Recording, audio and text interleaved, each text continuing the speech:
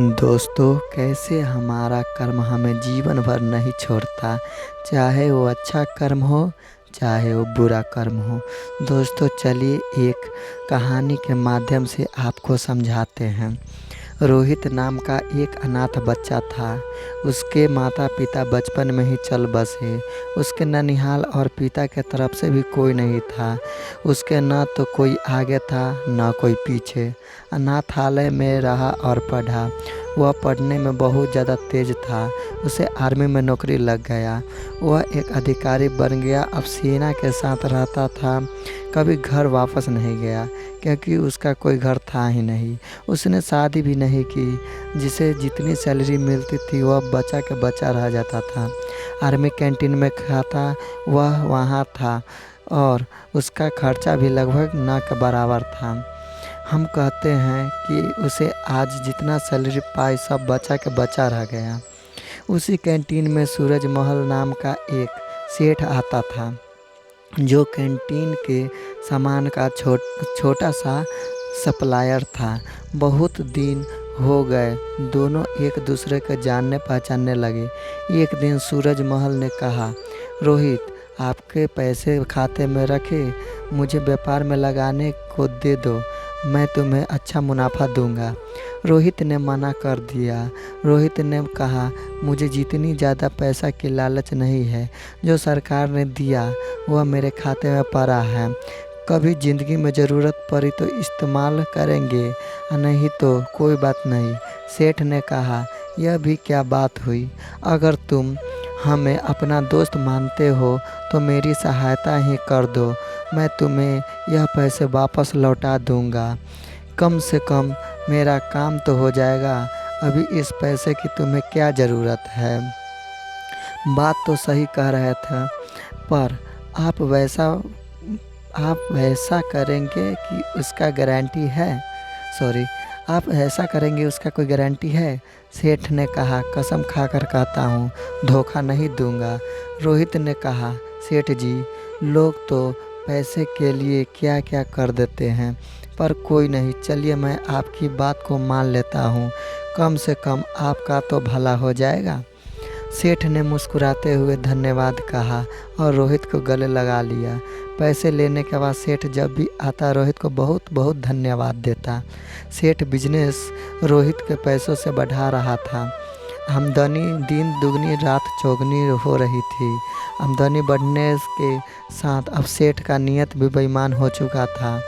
वह अब पैसा ना लौटाने का बहाना ढूंढता रहता था। इसी बीच बॉर्डर पर पड़ोसी देश से युद्ध हो गया और रोहित का भी जाना पड़ा। जहां युद्ध हो रहा था वह इलाका काफ़ी दुर्गम था। वहां पहुंचने का एकमात्र रास्ता घोड़े से पहुंचने का था। रोहित एक कुशल घोड़सवार था। उसे जो भी घोड़ी मिला वो रोहित के पीछे बैठकर और वो अच्छा से चलने लगा। रोहित उसे काबू करने की जितना कोशिश करता वो अपनी गति और तेज कर लेती। रोहित को लगाम पूरी तरह से खींचा।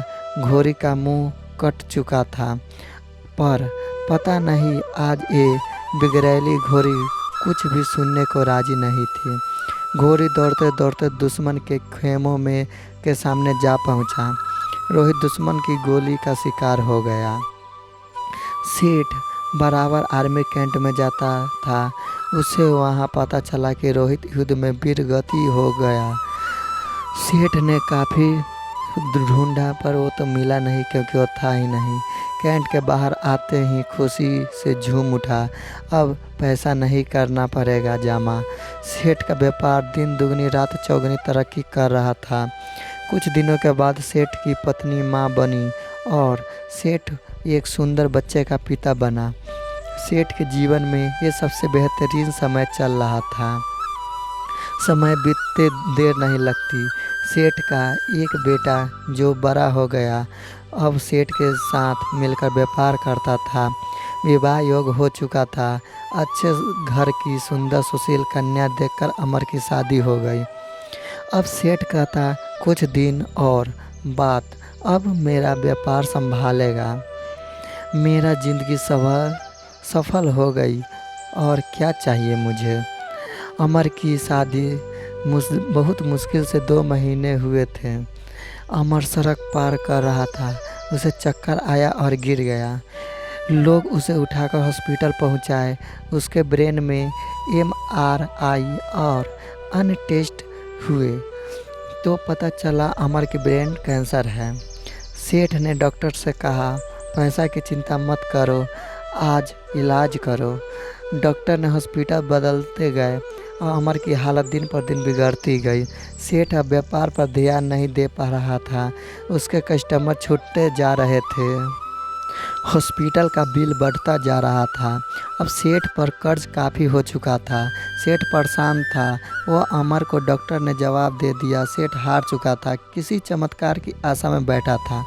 चमत्कार तो हुआ नहीं, पर अमर अब इस दुनिया में नहीं रहा। महीने जिंदगी की जंग लड़ने के बाद अमर हार चुका था। सेठ के घर में हाहाकार मच गया।